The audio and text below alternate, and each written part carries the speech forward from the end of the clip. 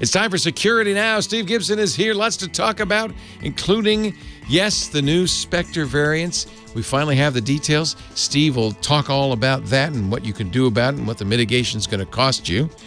We also will talk about a new attack on your Amazon Echo device or your Google Home device. Steve and I may disagree about the seriousness of that one. It's all coming up next on Security Now. Netcasts you love. From people you trust. This is Twit. Bandwidth for Security Now is provided by CacheFly at CacheFly.com. This is Security Now with Steve Gibson, episode 664, recorded Tuesday, May 22nd, 2018. SpectreNG revealed. Security Now is brought to you by WordPress. Reach more customers when you build your business website on WordPress.com. Plans start at just $4 a month. Plus, get 15% off any new plan at WordPress.com/SecurityNow. And by LastPass. Join over 13 million LastPass users and start managing and securing your passwords today. Learn more at LastPass.com/twit. And by Rocket Mortgage from Quicken Loans. Home plays a big role in your life. That's why Quicken Loans created Rocket Mortgage. It lets you apply simply and understand the entire mortgage process fully, so you can be confident you're getting the right mortgage for you. Get started at rocketmortgage.com/securitynow. It's time for Security Now, the show where we talk about your privacy, your security, your health and happiness and well-being on the internet with Mr. Steve Gibson of the GRC Corporation. Hi, Steve. Yay, Leo. Great to be with you again, as always. Always a pleasure. Yeah, we scrambled here a little bit at the end. Yes. I was apparently watching a tape-delayed version of MacBreak Weekly and I thought, wow, they're kind of running late. It's like, no, we ended half an hour ago. No, but I also figured you had some work to do on this new Spectre flaw. Well, yeah. 2 weeks ago, the news leaked through Heise.de, that German magazine, about this having been discovered. And they did their due diligence to verify it. And so 2 weeks ago, the title of the podcast was Spectre Next Generation. Last week I mentioned that, okay, we were still waiting, and all the news dropped yesterday. So today is SpectreNG revealed. They were presumably waiting to disclose till companies had patched and things like that, yeah? Or? Yes, and even so, this is this is what we heard was 8 new problems, one of which was a big concern. Right. I can't square that with the news of 2, because all we got is 2 new problems, but they are problems, and every company, essentially every processor, in this case even the IBM Power chips, are vulnerable. I mean, this is a fundamental, I think the thing that makes this so interesting and such a concern, and not like, oh, just do a patch, is it's a consequence of the fundamental architecture which everybody in the industry has adopted in order to get more performance, in order to squeeze every last bit of speed out of the existing technology that we have for, like non-quantum, single instruction at a time. We've done all kinds of things like running multiple cores at the same time, sharing caches so that they share memory, and then going ahead. Like, for example, it's not, if you run across a branch instruction, you take both forks of the branch. It's like, what? Well, it's because you may not yet know, if you're reading ahead, what the outcome of earlier instructions are that would determine whether the branch is taken or not. But if the processor has extra resources that are not being used, why not let it run ahead and then discard the results of the branch that wasn't taken? thus speculative. It's speculating on its own future. And it turns out that, once it was Jan Horn at Google's Project Zero who first sort of got this glimmer of is this really secure? And this, of course, this was last summer this happened, that this all began, when he realized, ooh, boy, because this modifies the state of the processor, it breaks trust boundaries. It breaks security boundaries between processes and between the OS and its client applications. So, this is big, and it continues to give us interesting things to talk about, which is cool too, because it's like fundamental technology, not some router right. had a default password that they shipped. Of course, we have some of that this week too. We're going to examine the recent flaws discovered in the secure Signal messaging app for desktops, the rise in DNS router hijacking, another seriously flawed consumer router family, Microsoft's Spectre patches for the earlier Spectre problems, which appeared just the day after last week's podcast, last Wednesday, for the April 2018 feature update. A really interesting thing I know you're going to find fascinating if you haven't already read into it, the threat of voice assistant spoofing attacks. An interesting paper was released where some researchers did a very convincing job of getting the wrong malicious app to run for the Amazon and Google devices. Also, the evolving security of HTTP as being driven by Google and the strength of their Chrome browser. Still, believe it or not, more new trouble with those GPON routers. A mistake that Facebook made with their Android app that upset a lot of people. BMW's 14 security flaws. Oh, yes. Some fun miscellany, and then we'll take a look at what we just learned yesterday about variant 3A and 4. We had 1, 2, and 3. Now we have 3A and 4, and what that means. And it's got, if you really want protection, get this, an 8% hit on processor performance. So, ouch. Yeah. So I think lots of good stuff to talk about. All right, Steve, we're going to get underway here in a sec, but first a word from our sponsor, WordPress.com.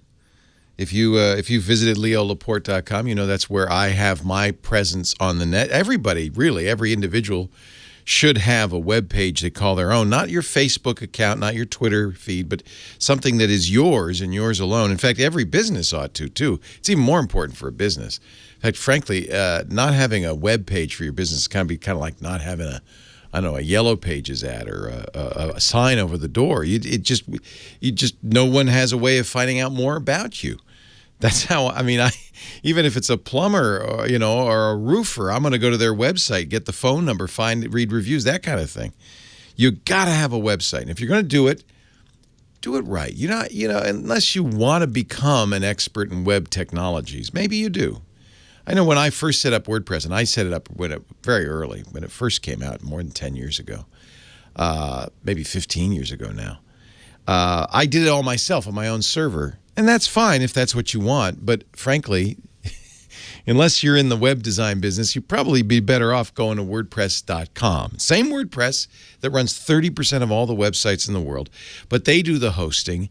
They keep it up to date. They provide all the plugins and the themes you could ever want. And even more important, they provide 24/7, Monday through Friday, tech support from great people. They're there on the weekends, too. So there's never a question you can't get answered, never a problem you can't get solved. And that is huge. To me, I'm so glad I moved to WordPress.com. And yeah, it's also a community. You could have a follow button on your page that lets other WordPress.com members follow you. And there's a front page, and you can get featured there and get a lot of traffic. So it's really more than just a WordPress install. You get a whole lot with WordPress.com. They also offer e-commerce solutions. Normally, this would be hard to set up on your own. It's easy with WordPress. You flip a switch. You can have anything from a simple, buy button to a full online store. Prices are very affordable. It costs me less to have a WordPress.com site than it did to host my own server. It starts as low as $4 a month. I have the business plan because I like the features of the business plan a lot. And that you'll like, too, if you're a business, things like built-in SEO, social sharing, specialized plugins. I use Google's AMP plugin, for instance. It speeds up my page loads on mobile. HTTPS across the board. That improves your Google ranking. It really is no surprise. 30% of all the websites in the world run on WordPress. Yours should, too.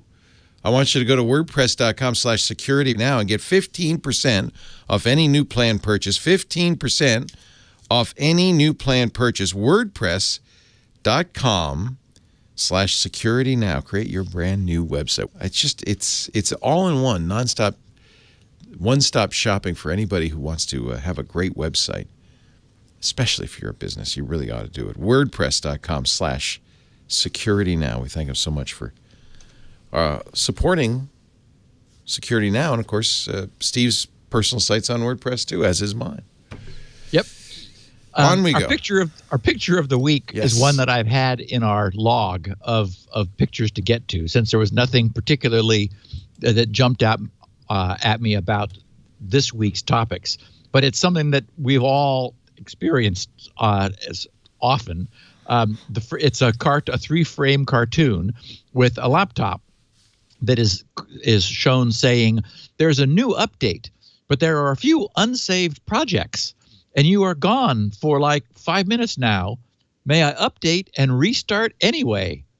And then the center frame sort of shows the laptop, kind of waiting.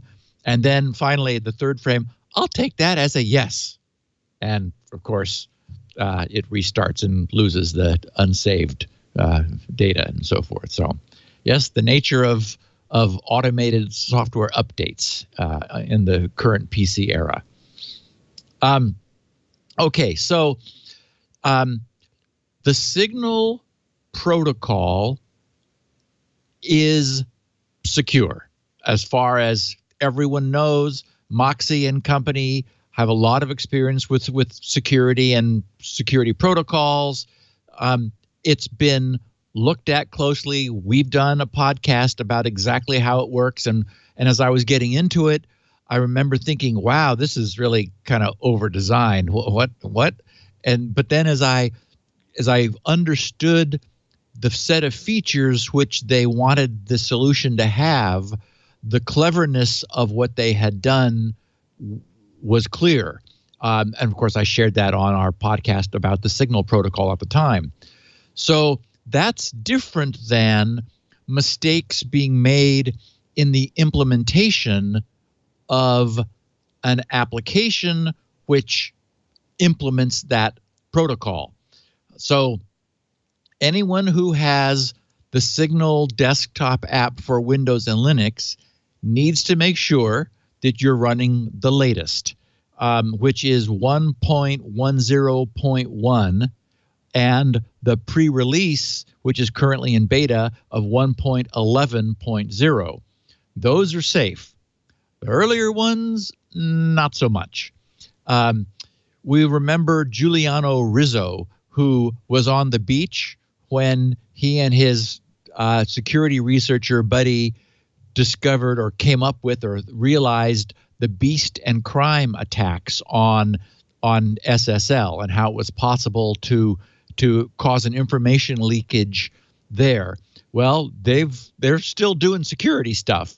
And a couple of weeks ago, they discovered a severe vulnerability in the Signal messaging app for those two desktops, for Windows and Linux, which allows remote attackers to execute malicious code on the recipient's systems simply by sending them a message, which requires no user interaction. What was interesting was that this vulnerability that these guys discovered occurred purely by accident. They were chatting on Signal using their desktop apps, probably for Linux, knowing those guys. And one of them shared a link of a vulnerable site with a cross-site scripting payload in its URL.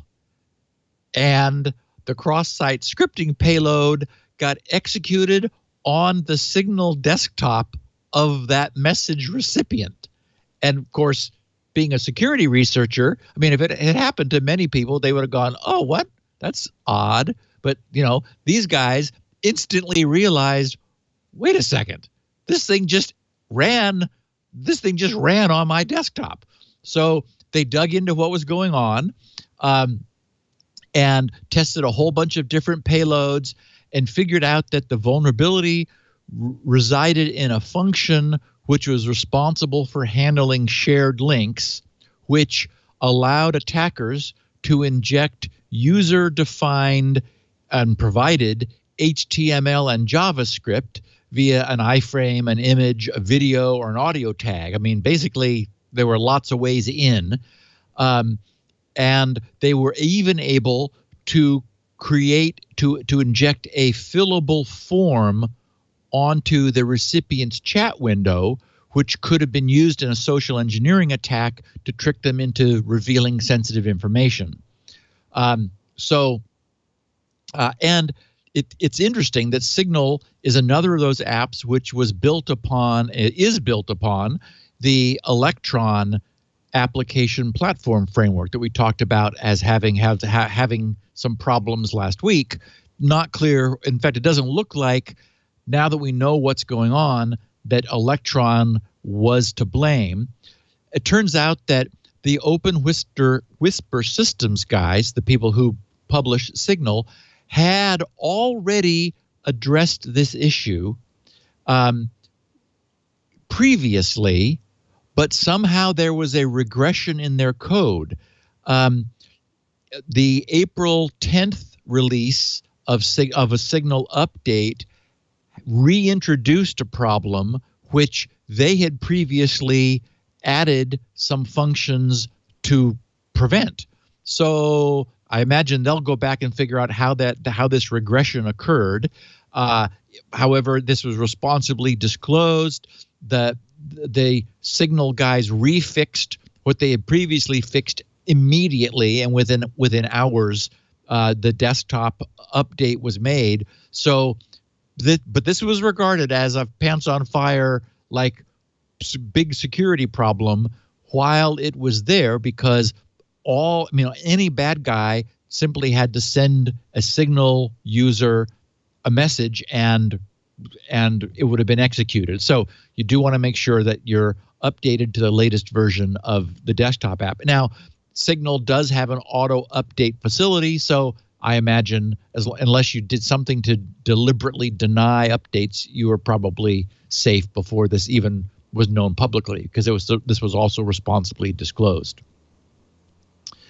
And also there was another problem. This is the second problem.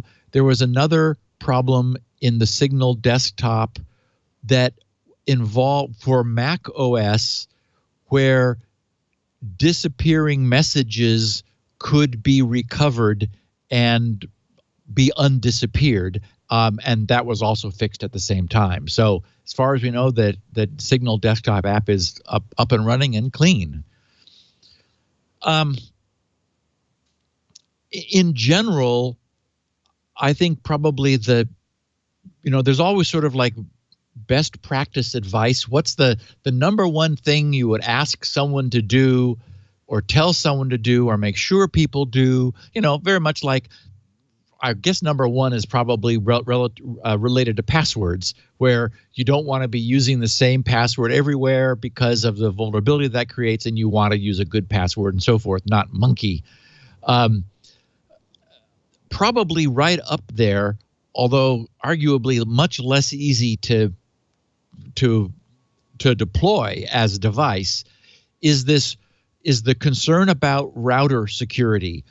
Routers are really coming under attack. I don't know when we've had a week in this podcast when we haven't talked about one or more new or newly discovered or newly exploited or big problems with consumer routers.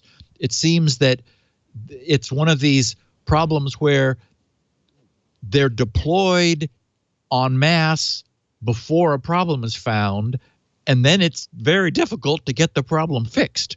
So, and it just sort of seems like it's another, they're a classic case of an IoT device, but it's unique because they're very complex. They're typically running some flavor of Linux in order to offer all the features that people want in routers. And it's not even features people want. It's that manufacturers have a competitive checklist. So there's a ridiculous amount of power in these things that most people never even know about or ask for, yet it's there.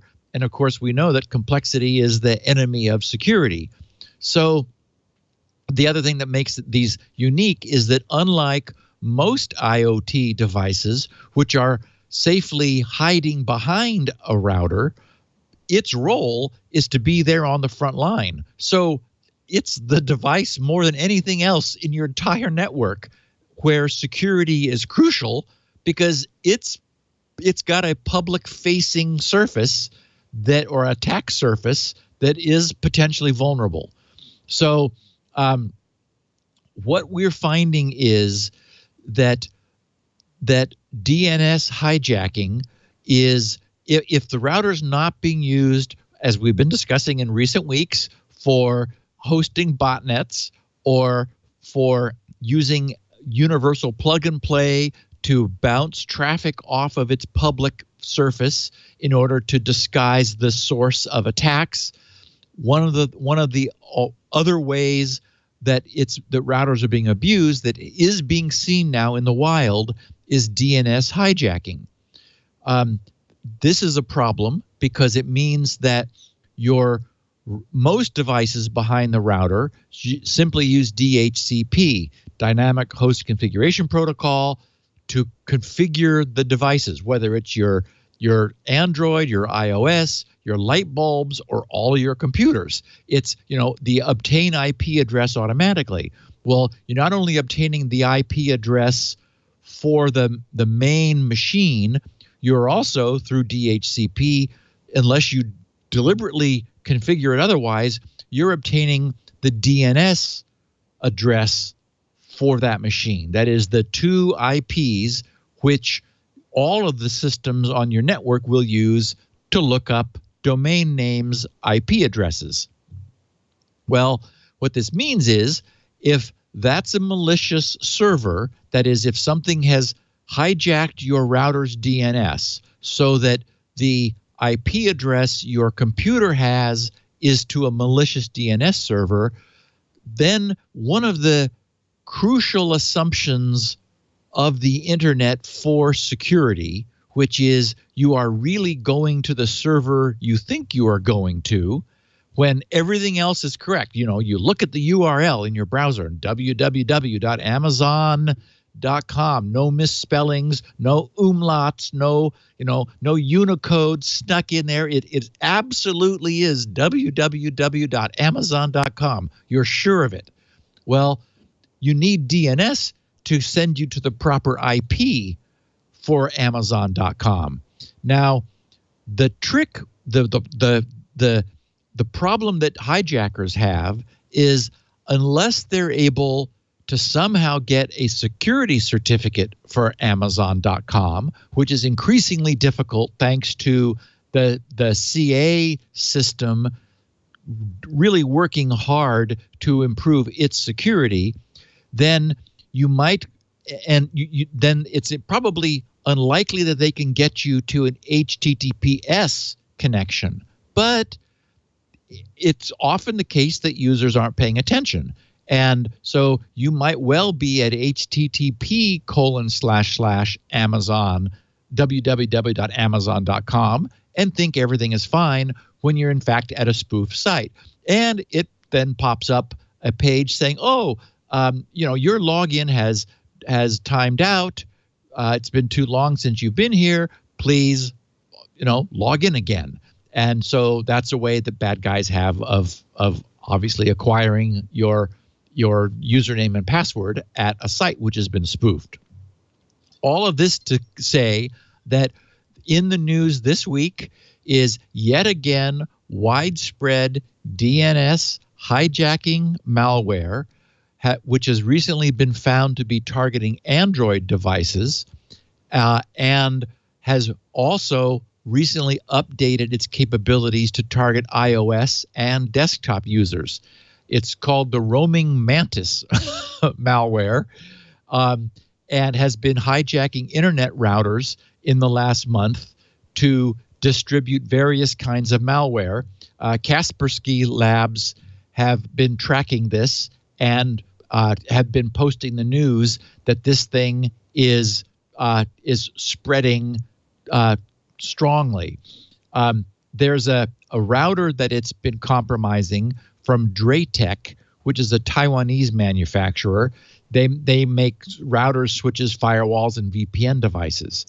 And there is a 0-day vulnerability in those particular routers, which is being used to change its DNS settings. So it's not clear where the geographic spread of these routers is, if they're only being sold to specific ISPs to provide them to their customers, or what the retail path is. But if you happen to know that you have a Draytech router on the shelf, you want to absolutely make sure that you've got it updated. Draytech is aware of the problem. They were informed by Kaspersky, who found this particular DNS hijacking malware roaming around the internet. They've got a really long list of router model numbers of their manufacturer which are vulnerable. So if you happen to have a Draytech router, it's the latest victim of DNS hijacking. But even if you don't, it's, I would say, probably worth just maybe logging into your router and just making sure that nothing has configured your router settings, or just take a look at your own DHCP settings for your machine and make sure that it's what you expect them to be. In some cases, that may not be enough because your system might be using the router's gateway as its DNS. That's often the case, so that your queries go to the router, which it then forwards to public DNS servers. So it's probably necessary to check the router. As I said, it's not as simple. It's not simple consumer-oriented advice to follow, but unfortunately, the danger is real. This is something which is becoming increasingly widespread as routers are falling victim to one exploit after another. I also wanted to mention last podcast we talked about the firmware updates for that is the latest Intel microcode firmware updates for all versions of Windows 10 up to but not including, which was sort of a head scratcher we talked about at the time, for this latest the April 2018 feature update, which is version 1803 to Windows 10. The day after that, last Wednesday, Microsoft added the microcode updates for 1803 and 1803 Windows Server. So those are available. I've got the link in the show notes. It's KB 41000347. So if you are running 1803 and you haven't updated to this, KB 41000347 will give you the latest. I mean, just across all of the chips that Intel is going to update for that latest version of Windows 10. I did see that this was going to be pushed out both through the go get it yourself and the regular Windows update mechanism. I didn't look. I should have. I could have. Should have. Would have. Could have checked to see whether my Windows 10 which I did verify this morning that there are no updates for it available, whether it had already grabbed that and brought itself current. But in any event, you may want to. Okay, now the Leo, this is what I think. This is going to catch your fancy. And perhaps it was inevitable. As we know, we were just talking about, making sure that Amazon.com was actually AMAZON and not AMAZ0N.com, because for years, look-alike phishing attacks have used, look-alike domain names. Well, now we have Voice Assistant, and we have phishing of sound-alike trigger phrases, which, when you think about it, shouldn't surprise us at all.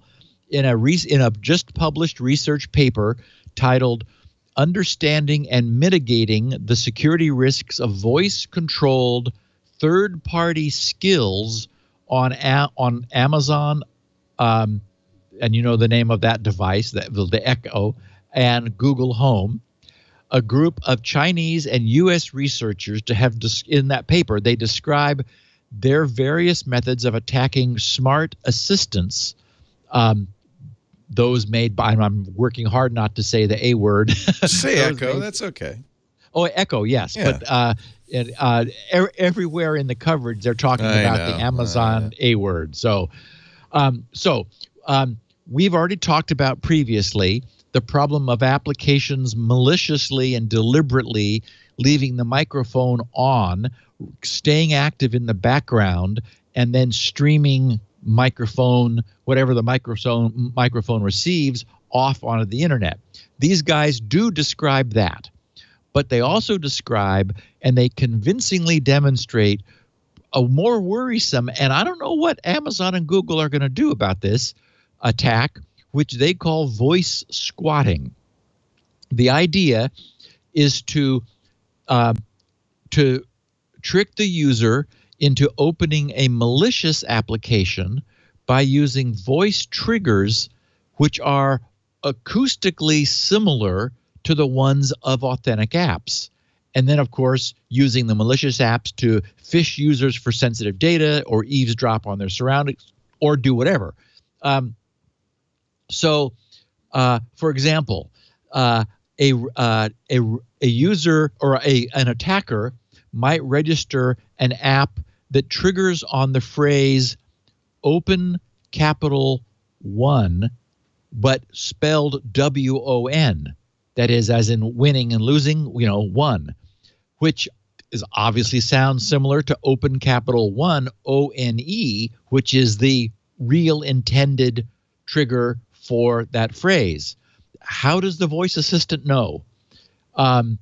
So they demonstrate in their paper. For example, there is an Amazon Echo skill named Rat Game, and they registered what they call an attack skill RAP, R-A-P game, and the very fact that I had to spell it demonstrates the problem of the skill. It sounds almost identical, and sure enough, in their testing, having registered this RAP game, after it being registered, when someone wants to open rap game with a P, the attack skill wins preferentially. That they did that over on the Amazon side. For Google Assistant, they registered the attack skill Intramatic Opener, which it sounds very similar to an existing target skill, Entramatic Opener. And again, when users tried to invoke Entramatic Opener, they got Intramatic Opener instead. And then in one additional skill, or one additional, and I thought very clever attack, they experimented with making a more specific request. For example, they registered rat RAT, game please, so that if the user says to the Amazon Echo device, a word, open rat game please, well, that's a more specific match than just rat game. And again, if the extra please is added on the end, it matches more strongly than without it. And again, the attack skill is executed. So these guys put together the paper, demonstrated, and their proof of concept. They've notified both Amazon and Google, who have both responded and said, "Thank you for your report. We're looking into it." But boy, Leo, I don't know how you solve this problem. Yeah, but what? Imagine. So how would you use this maliciously? Besides, you got the wrong game. Well, or the wrong. It then anything. says, "Tell me your bank password," and you're going to tell it your bank password? No. Certainly. You don't think so? No, you never do that on an Echo. No one would fall for that. I don't think so. I think this is more, on the equivalent of getting somebody's computer to do something silly than anything. Okay. Seriously dangerous. I'm trying to think of an attack surface. You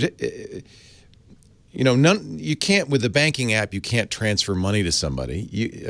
Most of these apps are really very limited. So you could, it's more like a kid could get something funny happening to you. Okay. So just sort of like, I'm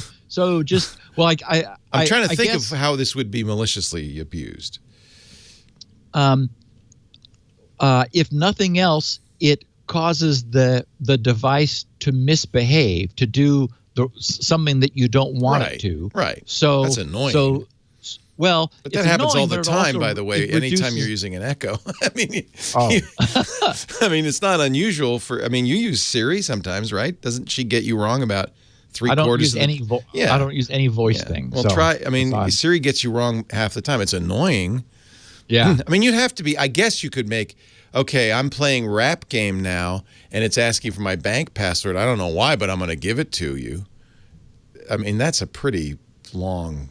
stretch. I guess the problem is that we're using a very soft match technology. Oh, yeah, it's not good. I agree. To cause things to happen, and so it's a fundamental problem with voice. Right. And it's so similar to the problem though of a web page, as you said, Amazon instead of Amazon. But I think it has less long-term utility in terms of maliciousness. Yeah. If I get you to Amazon.com and I can ask for your Amazon password reasonably, but I don't know what you're going to do with a voice app to screw somebody up. Yeah, I guess so. Have you you've entered the wrong address we all do it, and you get some strange page, right? Yeah. It's equivalent to that. Well, in this case, though, both Amazon and Google want their systems to work as well as they can. And this is a problem which will be, it's hard to see how they mitigate this. Well, that's right. You'd have to have, I think what you do is you block duplicate accounts based on phonemes, not on spelling. Something like that. Yeah, exactly. So that would eliminate capital WON. Exactly. Yes. So you start to look for deliberate attacks for sound-alike registration phrases and disallow those. Right. Which clearly they're not doing at this point. No. Yeah. I just think it's at this point we're in the early stages, but I immediately think of Stacy, who's got her entire world is controlled by her whole house and everything. And if you're running a mischievous voice controlled app that is there in place of something legitimate, it could probably get up to some mischief with you. But again, it's not going to probably steal your bank account. No, it's a vandalism kind of attack. Oh, we're going to turn the thermostat up to 80. Well, and again though, it is an attack on the integrity of a system that more and more people are using and wanting to use. Right. So Right. I wouldn't be surprised if someone were to come up with, someone clever were to come up with something that cause some trouble. So It's we'll see. conceivable. I mean, you could have some sort of sales app that would, I don't know. I mean, I'm really working to come up with something here. So Chrome is Google, and their Chrome browser is continuing to move their intent to secure the web through using the power of the presence.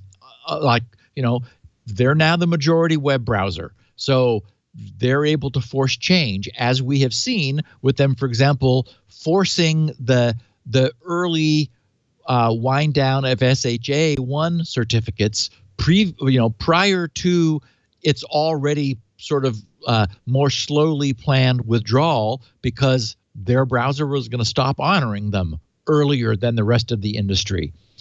Right now, when we go to a secure TLS encrypted site using HTTPS, they show us the little lock icon and then a big comforting green secure to say, yes, this is a secure connection. So with Chrome 68, which is slated for release in a month and a half in July, they will start showing not secure for HTTP. So right now, they're silent on HTTP. They give you the green, happy, secure for HTTPS. In 68, in July, they'll start saying not secure. Then for 69, Chrome 69 in September, they are going to remove the secure, the happy green secure, probably because they'd like to just have more room for the URL. It takes up a chunk of space up there in that space. So they'll only show the lock. Google has stated that since most traffic is now HTTPS anyway, they feel that it's no longer necessary to draw the user's attention to the secure indicator, that being just sort of the de facto.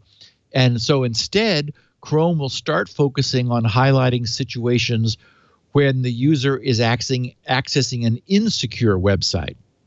So in September, in July, 68 will start saying not secure if you're on HTTP.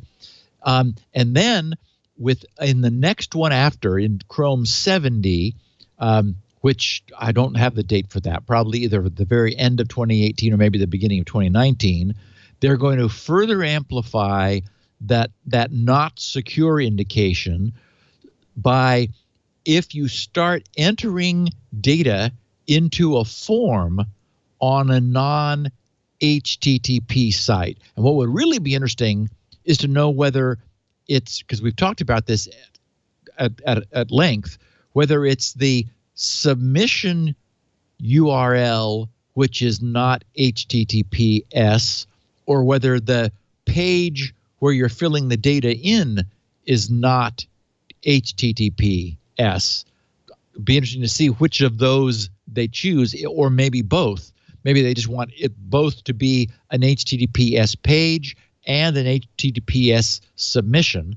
Anyway, they're going to animate that not secure by turning it red to really call the user's attention to the fact that they're entering data into a site which is not HTTPS. So again, they're determined to move the industry away from HTTP. Over the grumblings of people who argued that their site just has no need for it. On the other hand, I do support the idea that a site that is wanting data from a user, it could be benign. It might be that it really doesn't need security, but chances are what a user is putting into a form, they would like to not have eavesdropped on. So highlighting the fact that where they're putting the data in isn't secure, it's probably a good thing. GPON routers are still and again in the news. The infected 17,000 of these GPON routers that we've been talking about the last few weeks have been infected with the Satori botnet. They're now scanning port 3333, which is used by the Ethereum miner known as Claymore. It turns out that there's a 0-day flaw in the Claymore mining software, which exposes it when it's publicly exposed on port 3333. This new botnet, this Satori botnet, has added its own skill looking for those Ethereum mining rigs, and if found, they reconfigure the Ethereum miner to join the dwarf pool mining pool and use the attacker's Ethereum wallet. So yet another example of where routers are being put to a bad purpose. And just to finish up on GPON routers, we already knew of 2 0-day exploits, which we talked about a couple of weeks ago, that the researchers, the Chinese researchers at 360 Net Lab had discovered. Well, they found a botnet running a third previously unknown flaw. So we also talked about how there were 5 different botnets fighting for dominion over those GPON routers. Hey Jimmy, Metal, Mirai, Mustic, and Satori. To that, we now add a 6th one called the Moon, and it's currently winning because it's exploiting a new, previously unknown 0-day for which there is no patch allowing it to get into and take over these GPON routers. And of course, remember that since GPON stands for Gigabit Passive Optical Network, this suggests that the routers in question are well connected to the internet, which makes them extremely valuable as DDoS attack platforms, as scanners for other vulnerabilities, and maybe if they're able to run gigabit fiber, they have beefier processors, so they could even be used usefully for some bit mining, or Bitcoin mining, or cryptocurrency mining. So, wow, I mean, it's really looking like, as I said at the top, consumer routers are the target for attackers, and we had previously been talking about how the good news was they were just being used for attack reflection or purposes that didn't cause a subversion of the user's network. But if they start saying, well, while we're here, let's point DNS to our own malicious DNS server in order to perpetrate those effects, then that becomes certainly a lot less than benign. Is GPON a brand name or a description of a type of router? What is? It's not clear to me. It's the company is Dasan, DASAN, a South Korean manufacturer of these GPON home routers. I think it's a technology, right? Like, yeah. Well, so there might be multiple routers using GPON, or we know there are multiple ISPs using them, and so GPON stands for Gigabit Passive Optical Network, but it might be an acronym that they use on their own routers to as a brand name of like what they also are. Yeah. So sort of both. And Leo, we're 40 minutes in. Let's actually a little bit more than that. Let's take a break. Let's talk protecting yourself with LastPass. How about that? I like it. Yeah. You know, I asked the LastPass folks where Joe is, and he's kind of semi-retired. Yeah. Which is great. Good for him. But, of course, LastPass continues on, and one of those products you never want to retire. It's the first product I put on every device I get, whether it's a phone, a laptop, a tablet, a computer. I got to have LastPass because that's how I get into everything else. In fact, it's really a real convenience when I get a new phone. I put on LastPass. LastPass is a password vault, a password manager. So let me actually talk about what a password manager means. I mean, the vault is the number one thing. It keeps track of all your passwords, so you don't have to remember them. You remember one password that unlocks the entire vault. But it does a lot more. I mean, one of the reasons I put it on my new phone immediately is because it fills in the passwords as I install applications. All my app passwords are in LastPass, so it makes it much easier for me to install the applications that I need. When you're on your browser, LastPass has plugins, by the way, for every single browser out there. It'll do the same thing for websites, automatically fill it in. Now, there's an advantage to having this vault remember your password. You don't have to, which means you can have a good password. One of the real flaws in passwords is if you have to remember it, chances are you're going to do one of two terrible things. And I know the Security Now audience knows this. One is you're just going to use the same password over and over again, or a variant thereof. Or two, you're going to make the password easy to remember by, making your dog's name and your birthday and your star sign or something like that. And that means it's easy to crack. The best passwords, Steve said it many, many times, are truly random, long passwords, exactly the kind of thing no one can remember. Exactly the kind of thing LastPass will generate for you. And the LastPass password generation tool is so great. You can say how long it is. And I mean, you can make them really long, too, as long as the site will let you, usually. You can have it be upper and lowercase letters, numbers, punctuation. They even have a nice feature, which I really use, which is to avoid ambiguous characters. So a 0 and an O, for instance, so that they're, easily, or you can do this too, which I don't do, but I think some people really like, make it pronounceable. So that it's generally that means it's all letters, right? So that you could read it, and maybe that's easier to remember. I just say have at it. Make it 64 characters, completely random from the entire character set. And the beauty of LastPass is it'll do it and it'll remember it. Now, if you're a business, you really want to use LastPass. I told the story.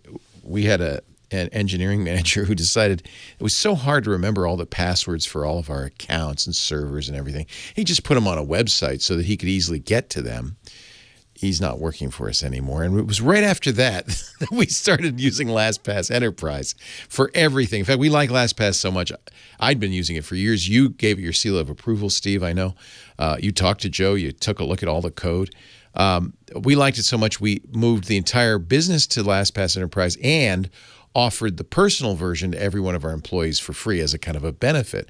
The benefit is to us and them, because if they're using secure password technology, we're safer. You're going to want to use LastPass in your business. It is awesome. 81% of breaches, 81% are caused by weak passwords. Might as well use a strong password, protect your business and your employees. They also make it very easy to share. So we have different passwords, different permissions, different folders. So the DevOps get one set of passwords.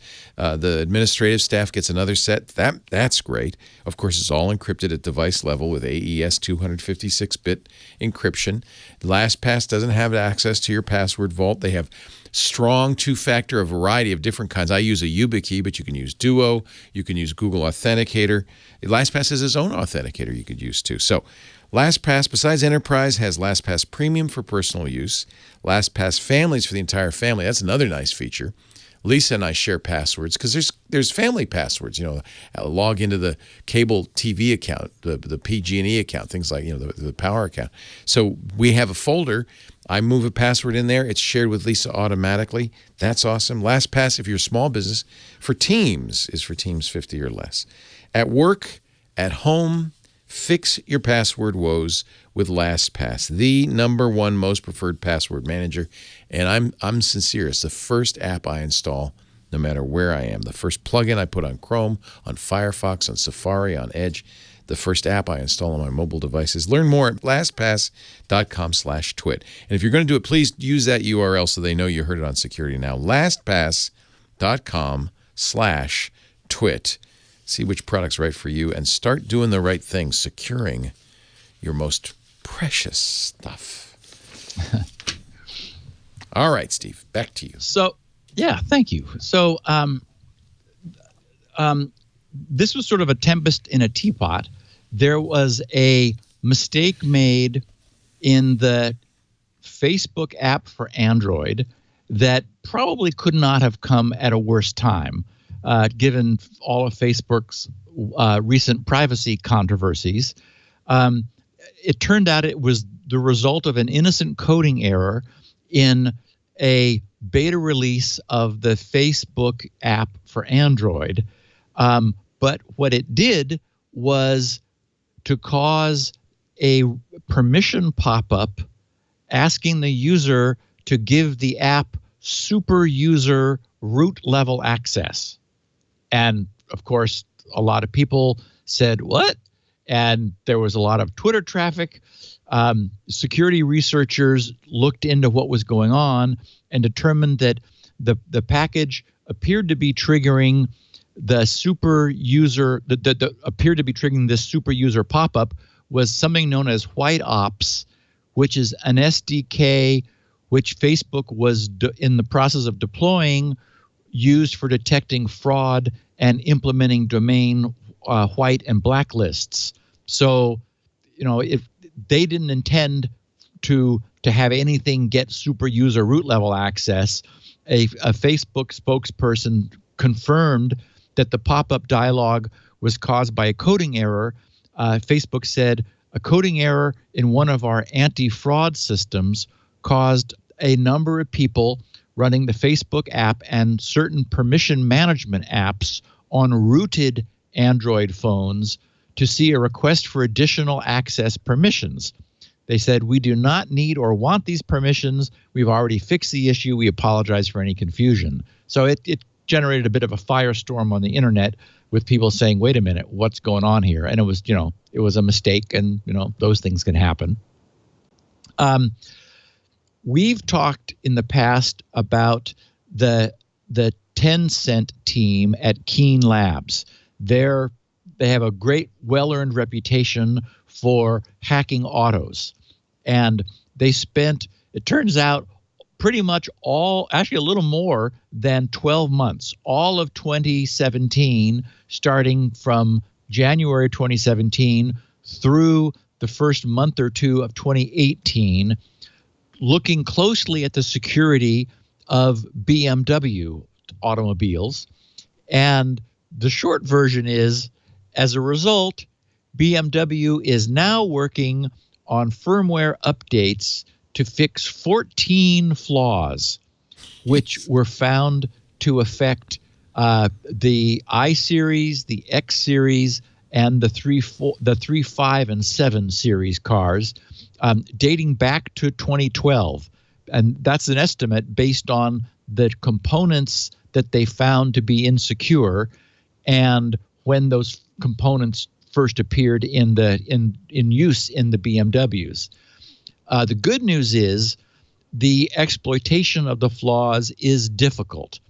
It can be done remotely, but it apparently requires access to a GSM cell tower, which we know that there are spoofed GSM cell towers, so maybe you could do it with like creating a spoofed connection, a cellular connection to the car, but and it can also be done with a USB connection.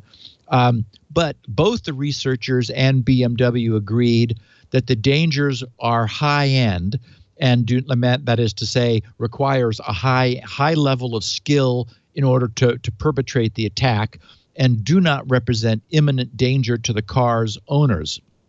Yet they do need to be fixed. While you were on vacation most recently, Leo, Father Robert and I talked about the topic of the CAN bus in cars and the fact that there are high-speed, high-performance CAN buses and low-speed CAN buses. And in fact, there's not just one CAN bus. There's now, in contemporary vehicles, multiple CAN buses with firewalls, that are deliberately there to decide what can cross from one CAN bus to the other. So it's often the case that the point of entry is through the so-called infotainment systems in the cars, but that while, yes, you may be able to change the radio or play with the dashboard, you're not able to affect steering or braking or, driver critical vehicle safety related systems, because those are deliberately on an isolated bus.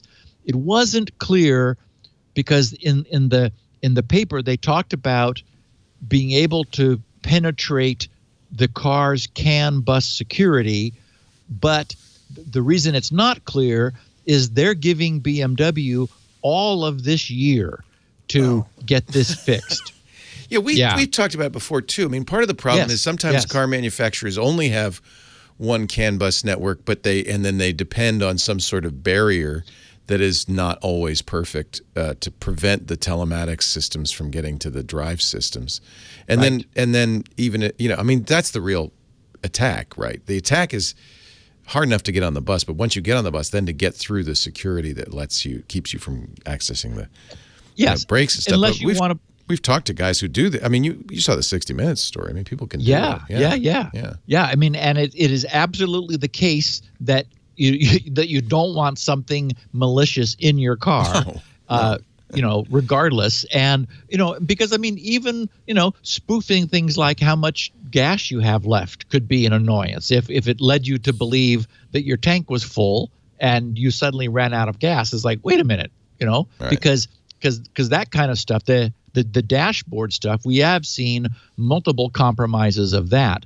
So it looks like all of the passenger UI is on one side often, right. And and then like engine and collision and braking and acceleration. There have been and even driving or steering. There have been instances of compromises there. But I think more for demo, purposes. Charlie Miller, remember he had that hack where he wirelessly could get into a car and steer it into a ditch. Yes. Yeah. That was pretty scary. It's certainly the case that car manufacturers are taking the security of these systems very seriously.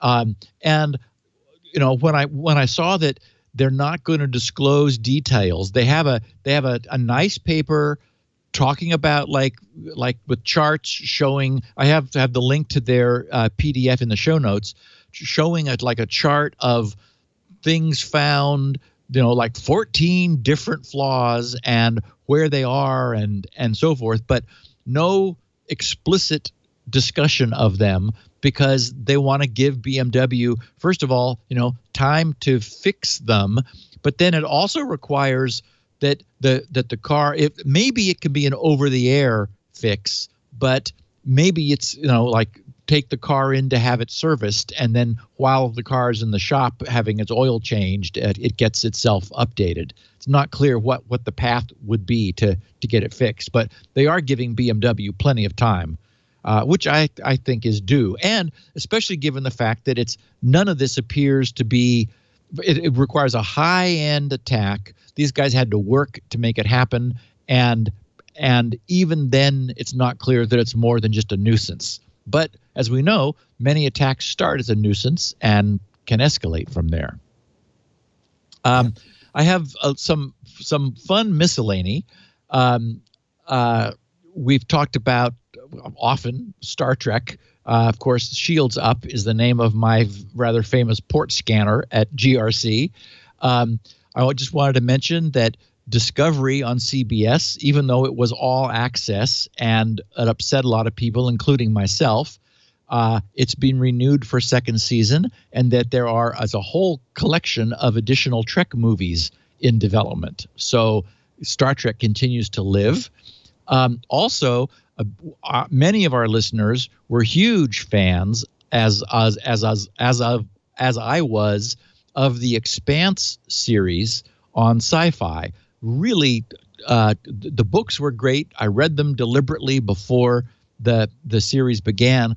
I have not yet caught up and watched the second and third seasons. We just finished with season 3, and Sci-Fi announced that they were going to cancel the series. However, Jeff Bezos is a huge fan, and he's now in talks to pick up the production and plans to produce, given that everything proceeds as expected, to produce a 4th season. So for fans of The Expanse who have watched all 3, I'll be catching up here at some point because the first season was excellent. There will be a 4th. Yay. And Leo, you'll get a kick out of this. You were right to be skeptical about the EM drive, which we talked about.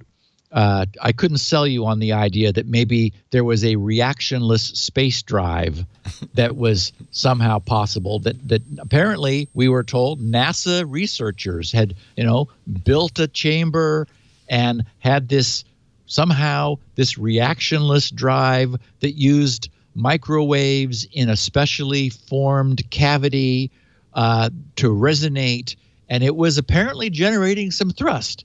And you were at the time, you were like, yeah, I'm well, it not just violates Newtonian physics, but not that couldn't happen. They have to.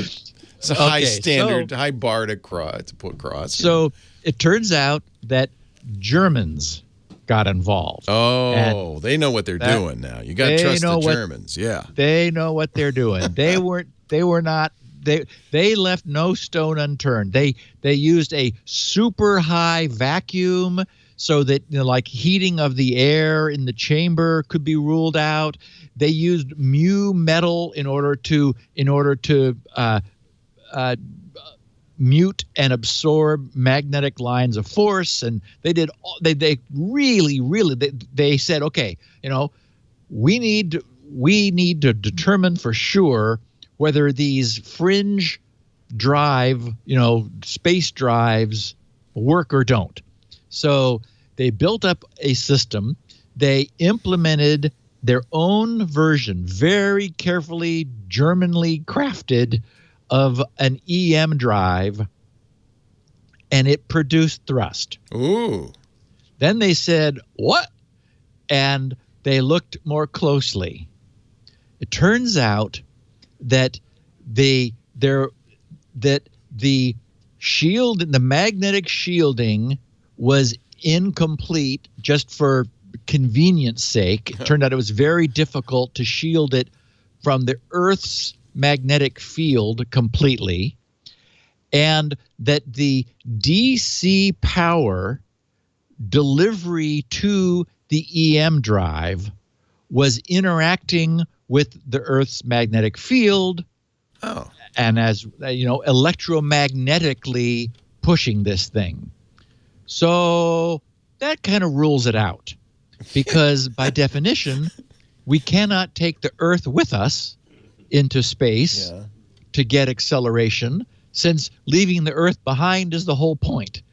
And a space drive which reduces to a simple magnet and coil is not going to get us anywhere, literally. Too bad. So, yeah, and it doesn't have enough impulse to use it as a subsonic transport around the world, or does it? No. And even You'd in be space, going like Leo, 2 miles an hour. yes. And even in space, it would require a great deal of patience. Yeah. To we're accelerating. Wait, are we going any faster than we were last year? A little bit. Not much. Not enough to make a difference. Oh, well. I found a nice note from a Jeff Karpinski in Elizabeth, Colorado.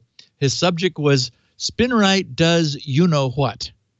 On May 18th, he sent it to me. He said, "Hey, Steve, happy Spinrite owner for over a decade. Used it many times on conventional drives, but today was a first for me and SSD." He said, "My shop PC which runs CNC for my laser cutter and mill, became sluggish all of a sudden. Oops, and we know what that can often mean. He said a peek at the Windows system logs showed an explosion of drive write failure warnings. Promptly rebooted into Spinrite, and I did a quick level 1. He said, and I did a level 1 for a quick assessment. He said it's only a 250 gig drive, so the scan took just a few minutes. Sure enough, some issues in the early sectors. He says reran Spinrite at level 2, and it took an hour or so to beat through the problem spots. After Spinrite finished, blessing the bits, as he put it in quotes, everything was back to normal. PC performance was back, and Windows logs were quiet. He says, now my question. If SSD writes are truly randomized across the media, as marketing claims, why were the bad sectors on my drive largely contiguous and localized at the beginning of the drive? He says, also, the smart window showed no issues being reported whatsoever. Not very smart in my book. He says, I'm not trusting this drive anymore, so I'll pick up a second drive this weekend and let Windows mirror it. Thanks, as always, for a fabulous product, and keep up the great work with Security Now. He says, now I'm retired. It's the only podcast that I listen to. So, Jeff, thank you. And to answer your question, the SSD controller performs the mapping from logical sectors on the drive to physical sectors spread out across the actual physical surface. So the sectors at the beginning are where the OS typically resides, and they're the ones that get the most use. But they're logically positioned at the beginning of the drive, not physically positioned at the beginning of the silicon.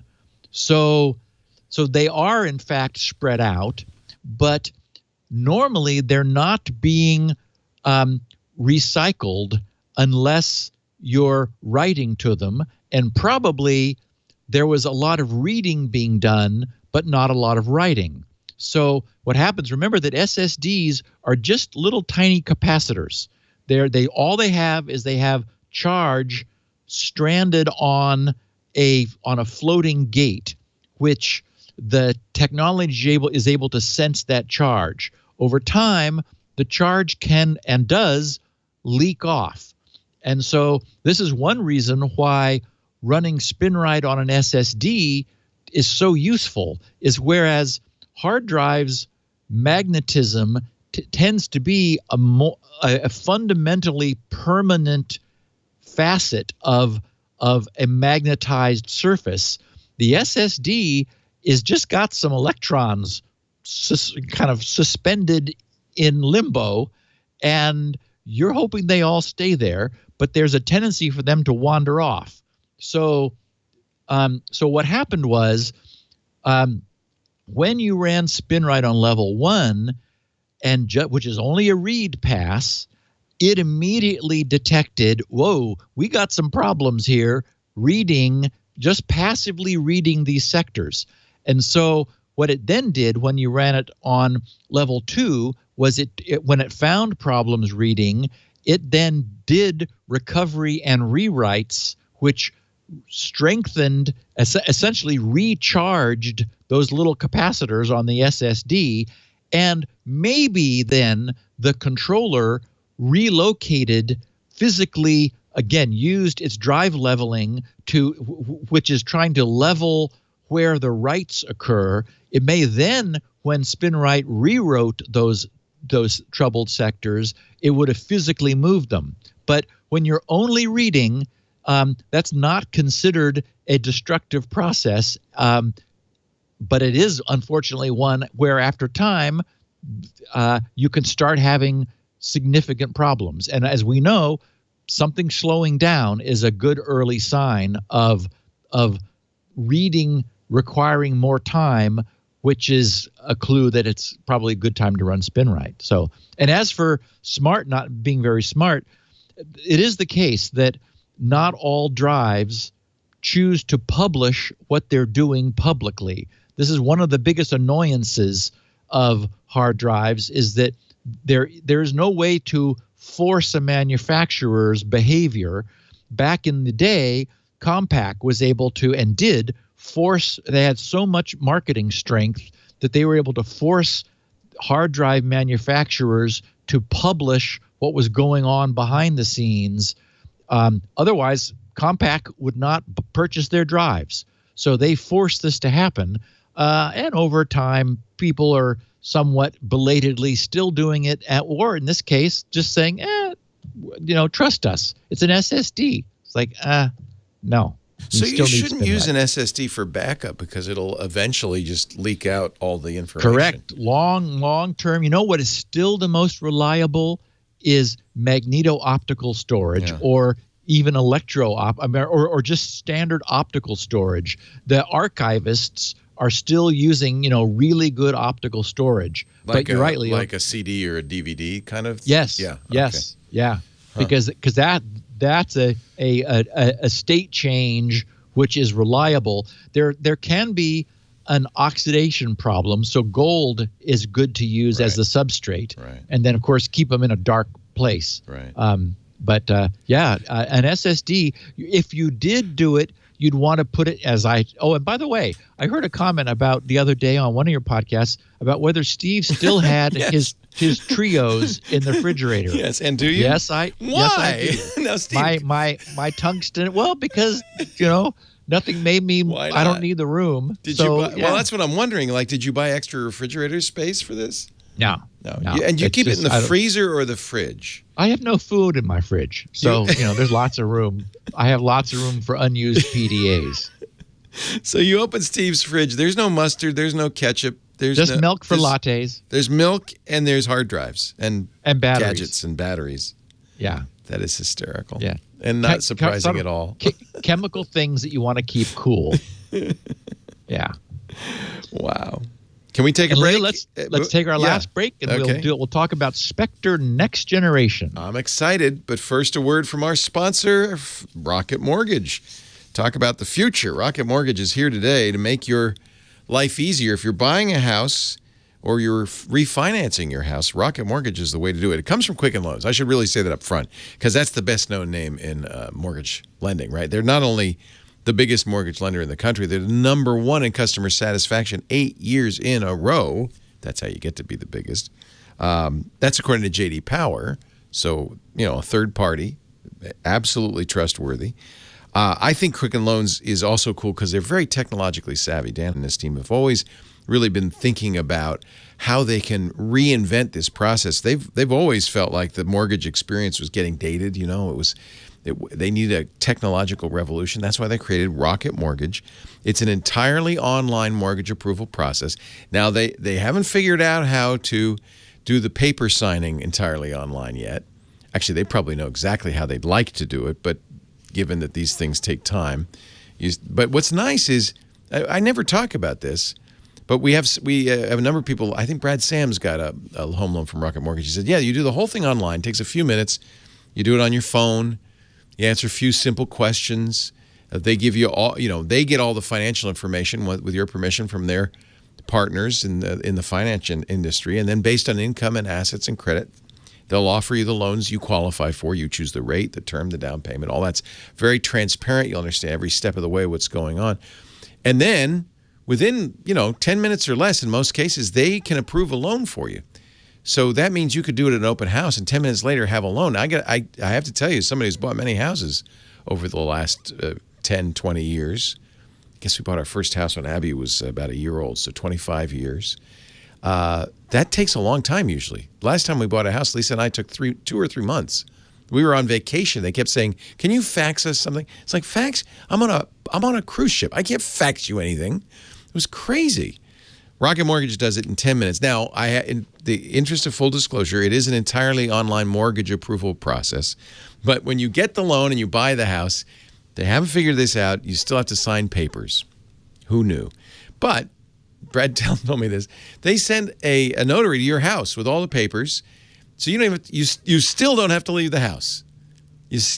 They make it as easy as can be. It's convenient, it's powerful, it's transparent.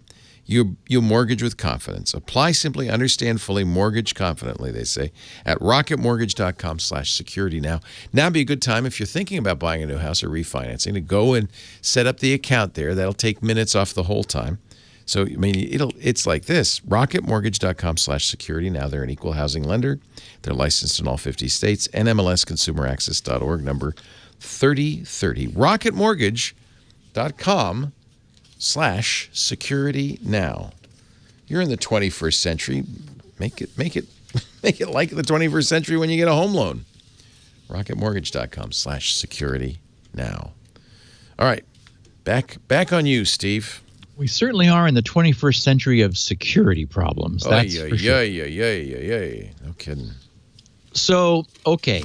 As I mentioned at the top of the podcast, it was pretty clear when we first learned at the top of this year, at the beginning of the year, that speculative execution and also caching, because that's what Meltdown was about, all which were in place for performance were in trouble.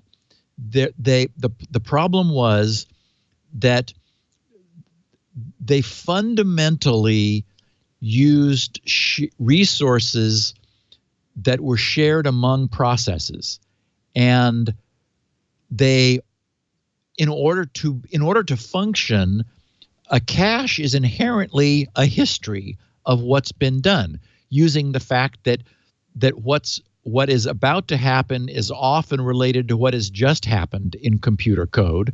So if you remember what you've done, maybe you have it on hand if you need to do it again in the short term. So so any kind of a history means that what has happened recently alters the speed of what happens next. And if you are very careful at noticing your own execution speed, it tells you about the past, which, incredibly enough, attackers can use in order to leak information from areas of a system they should not have access to. Okay, so we initially had three variations of this problem. Collectively, they were known as Meltdown and Spectre. We had variant 1 and 2 were Spectre, and variant 3 was Meltdown. 1 and 3 were relatively easily solved with some software changes. That is, like OS level changes. That second one, that Spectre variant 2, that was the pesky one. That was the branch prediction speculation problem, which required turning branch prediction off, and that's why it had a big performance impact if you chose to do it, because being able to predict which way a branch would go in the ability of the processor to fetch instructions ahead allowed it to keep the memory bandwidth channel saturated. Memory is still the slowest thing. DRAM is slow, which is why we have typically three levels of caching in order to just try to feed the hungry multi-core chips we have with DRAM, which stubbornly refuses to go any faster. We've talked about promising and hopeful future technologies. There are some, HP's working on that cross-point memory, which would potentially give us DRAM density at static RAM, that is at cache RAM speed, which would completely change everything. I mean, it would revolutionize, but it hasn't happened yet. And they seem to be stalled because they were supposed to already have, test devices out by now. So who knows what's happening there. But the problem with turning off one of these features is that it hurts us. That is, it's there because it helps our performance so much. So if you make it not there anymore for the sake of security, you get a performance hit. So now we know what happened 2 weeks ago. That is, the news hit that there was some more problems found. And it shouldn't surprise any of us that that was the case, because the things we've done in our chips, and by we I mean everybody, AMD, ARM, IBM, with several of their processors, and of course Intel, everybody has done this in order, because it's the way you squeeze more performance out of your architecture. So consequently, now everybody is in trouble and is watching all of these things very carefully. What we knew 2 weeks ago is that new problems had been found. We heard, Heis.de reported 8 new problems.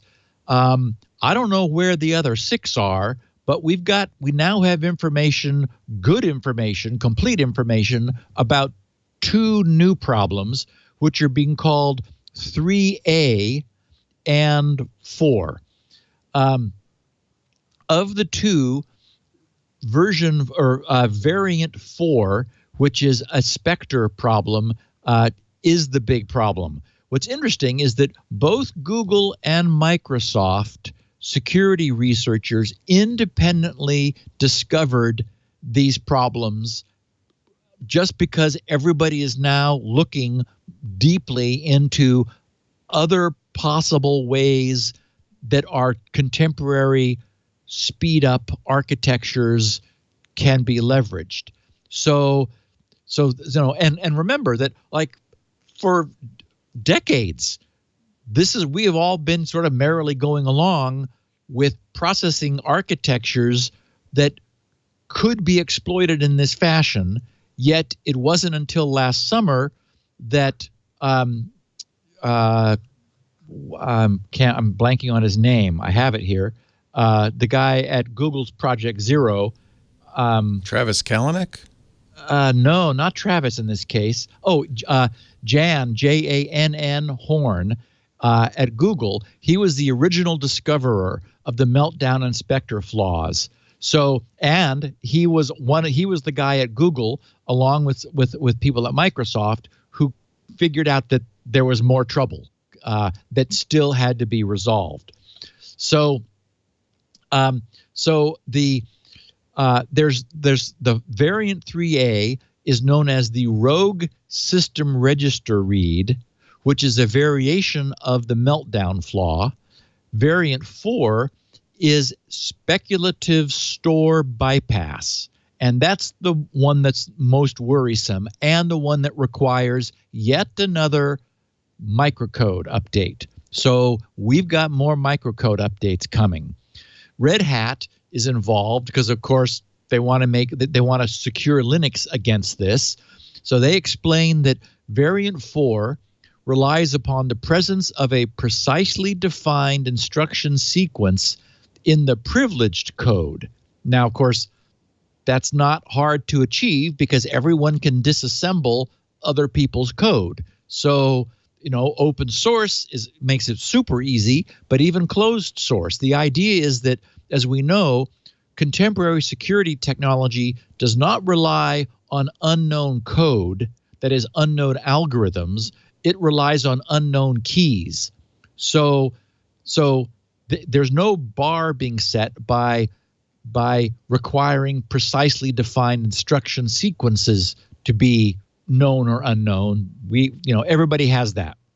And they continue saying, as well as the fact that memory read from an address to which a recent memory write has occurred may see the previous value and subsequently cause an update to the microprocessor's data cache even for speculatively executed instructions that never actually commit.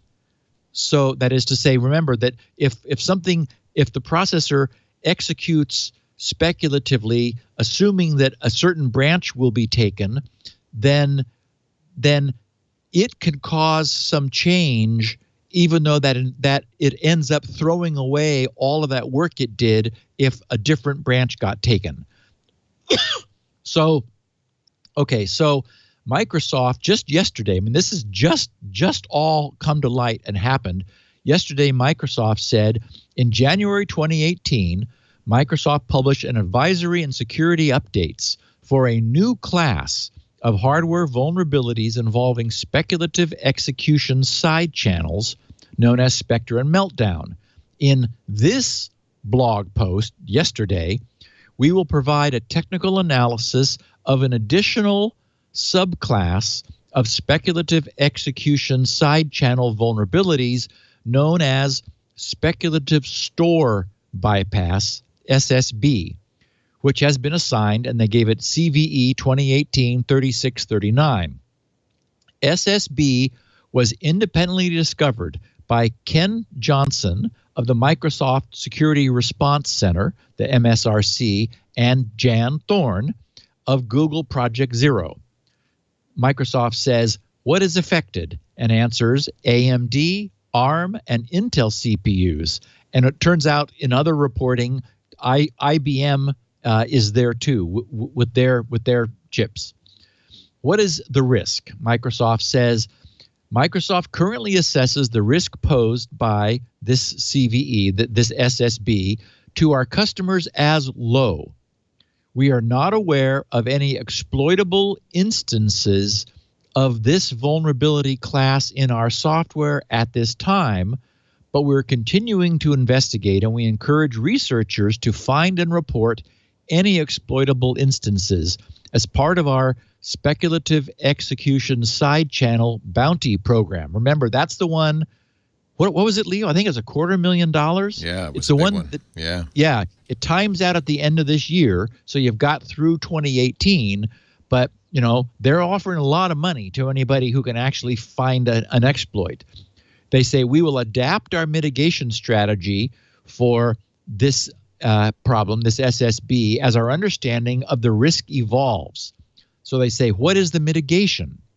Microsoft has already released mitigations as part of our response to Spectre and Meltdown that are applicable to SSB in certain scenarios, such as reducing timer precision in Edge and IE. So because this is, as we've talked about before, it is subtle variations in the speed at which instructions execute, which is the root of this information leakage. If you just don't let the software know what time it is with sufficient resolution, you just shut down that exploit. So funny. That's such a funny fix, isn't it? Yeah. Yeah. And so this is a different thing, a very different thing, but it's still ultimately because the way the information leaks is in timing of individual instructions. So they said software developers can address individual instances of this exploit if they are discovered by introducing a speculation barrier instruction as described in blah, blah, blah. And that's that L fence that we've talked about. There's a long-standing instruction where if the processor hits it, it forces everything to complete before it goes on.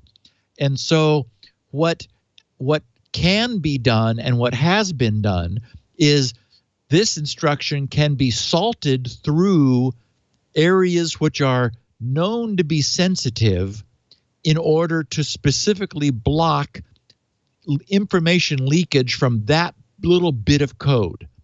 So the beauty of that, I mean, that's like the most labor-intensive, most error-prone solution. It's going to be because it can be hard to find every single instance where this might be necessary. But the beauty of it is that it's like virtually undetectable performance hit, because it's only in, particular places that you're saying, okay, everything needs to catch up before we move forward. So that L-fence instruction will slow down that tiny bit of code, but let everything else run at full speed. The hurtful mitigation is the next one. So I'll just continue. They said Microsoft is working with CPU manufacturers to assess the availability and readiness of new hardware features that can be used to resolve this. In some cases, these features will require a microcode or firmware update to be installed. And I should say we're beyond May. Intel has already announced they're working on it. Microsoft plans to provide a mitigation that leverages the new hardware features in a future Windows update. So, in other words, when Intel has yet again new firmware for their across the family of chips, Microsoft will support that in Windows, probably not old Windows, but newer Windows. So then under preventing speculation techniques involving this SSB, they said, as we've noted in the past, one of the best ways to mitigate a vulnerability is by addressing the issue as close to the root cause as possible. In the case of SSB, there are a few techniques that can be used to prevent speculation techniques that rely on SSB as the speculation primitive. And then they talk about what I just was, this notion of the L-fence to force a catch-up. Then they say, as another mitigation, speculative store bypass disable. So that's SSBD. They say in some cases, CPUs can provide facilities, and Intel doesn't have it yet, but it's coming. That's thus the microcode update for inhibiting a speculative store bypass from occurring, and can therefore offer a categorical mitigation for SSB. They said AMD, ARM, and Intel have documented new hardware features that can be used by software to accomplish this. Microsoft is working with AMD, ARM, and Intel to assess the availability and readiness of these features. In some cases, these features will require a microcode or firmware update to be installed, and blah, blah, blah. They said, under generally applicable mitigations, they talk about as we were saying, the things that they've already done that can work. However, Intel acknowledges that it can be up to an 8% decrease in system performance if you do this global mitigation. That is, if with updated firmware, which offers a new bit in a feature register that is the SSBD bit, the speculative store bypass disable, that will produce a performance hit.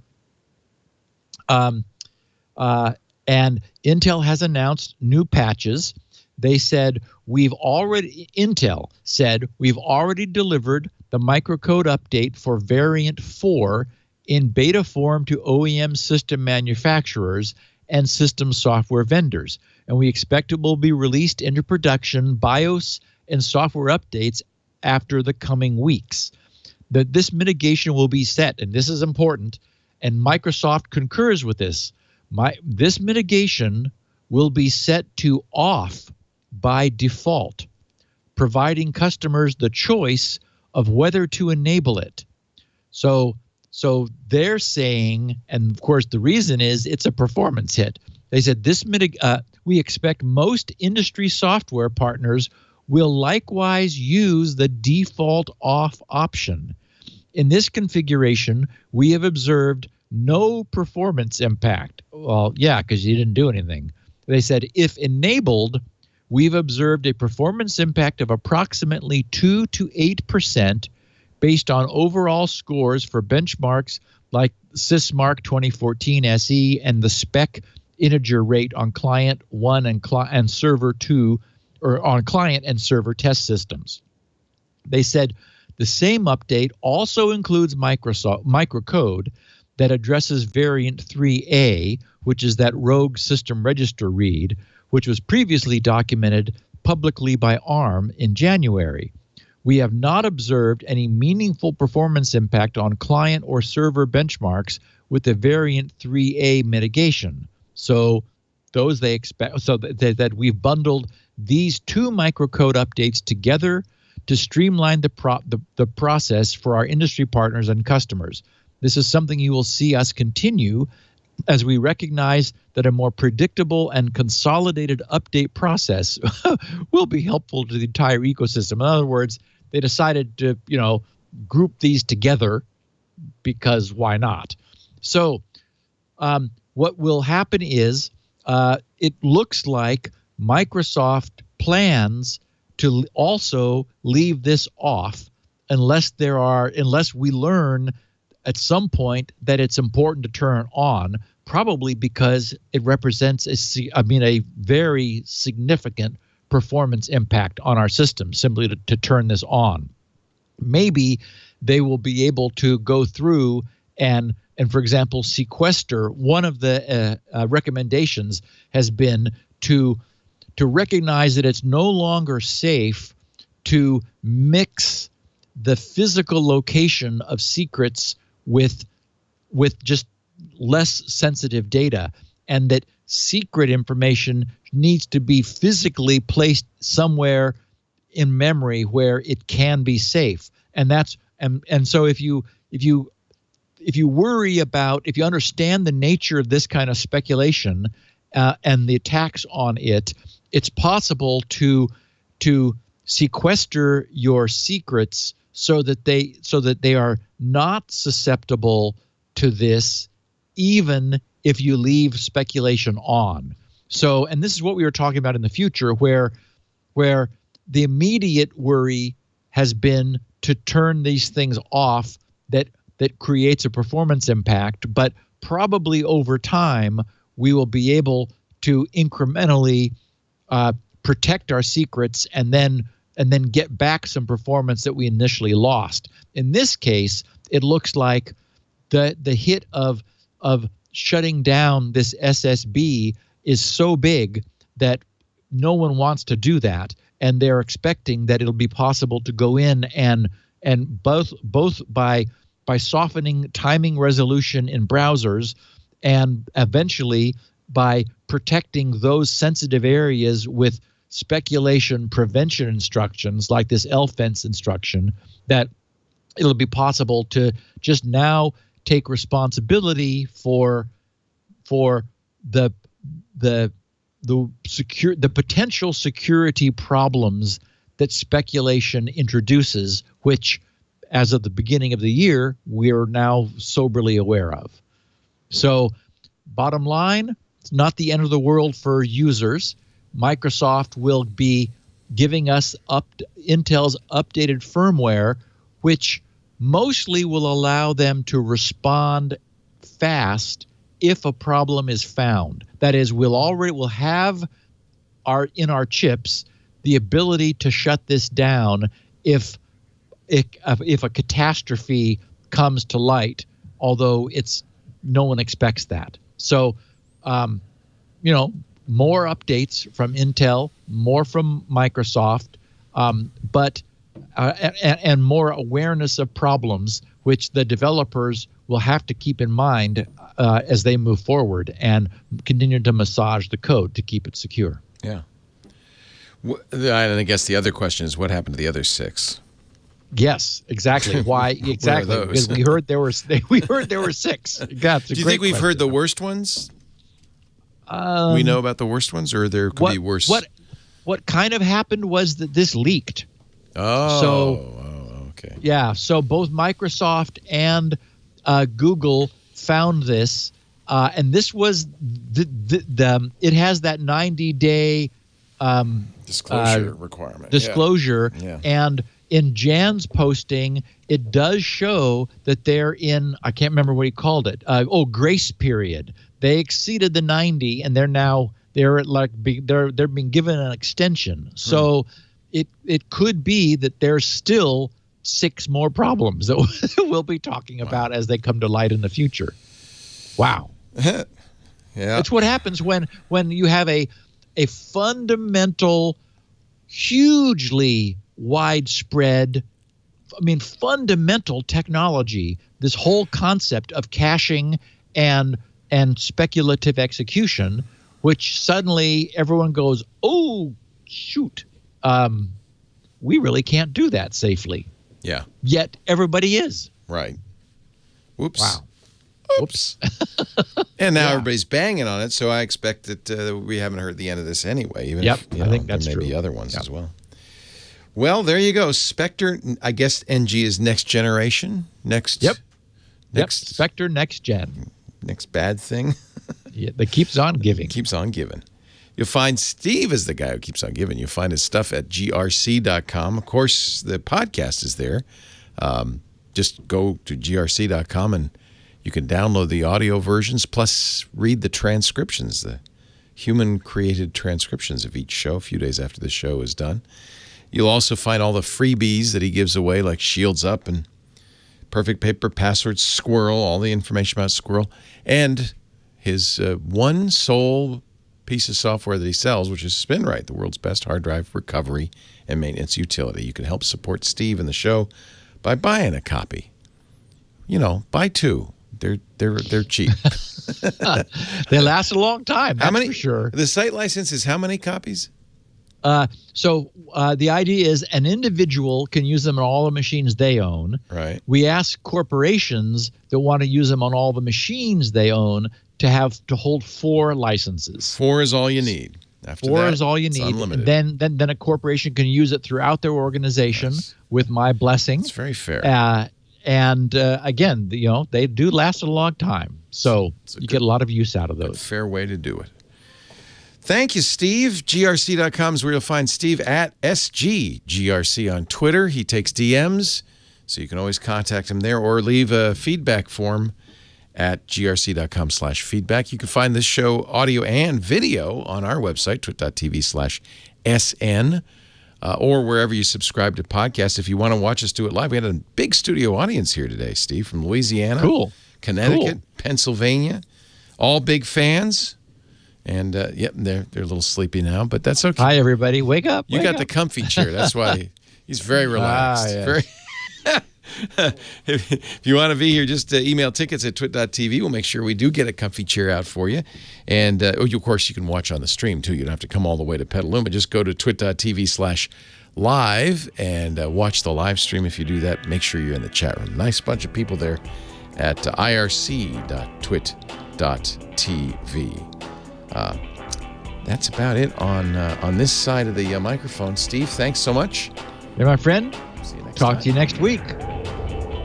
Security.